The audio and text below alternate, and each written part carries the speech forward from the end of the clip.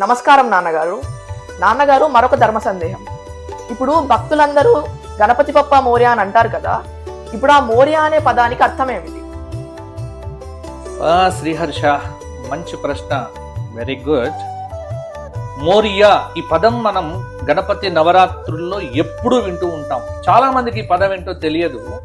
అసలు గణపతి బప్ప మోరియా అంటే పద అర్థం చూస్తే వేరు, కానీ ఈ మోరియా అనేటువంటి దాని వెనుక ఒక కథ ఉంది.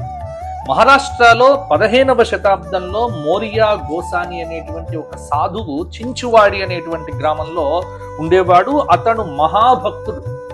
అతడికి గణపతి స్వప్నంలో కనిపించి అనుగ్రహించినట్టుగా ఆయన చాలా గొప్ప భక్తుడిగా పేరుగాంచి మహారాష్ట్రలో పునాలో ఇక్కడ గణపతి ఉత్సవాలు అనేటువంటిది 1897లో ప్రారంభమయ్యాయి. కాబట్టి ఈ చించువాడిలో మోరియా అనేటువంటి గ్రామంలో గణపతి భక్తుడైనటువంటి మోరియాకు అనుగ్రహించినటువంటిది చాలా ప్రఖ్యాతి చెంది ఆ రోజు నుంచి గణపతి ఉత్సవాల్లో గణపతి బప్ప మోరియా అనేటువంటి గణపతి యొక్క భక్తుడి యొక్క పేరు.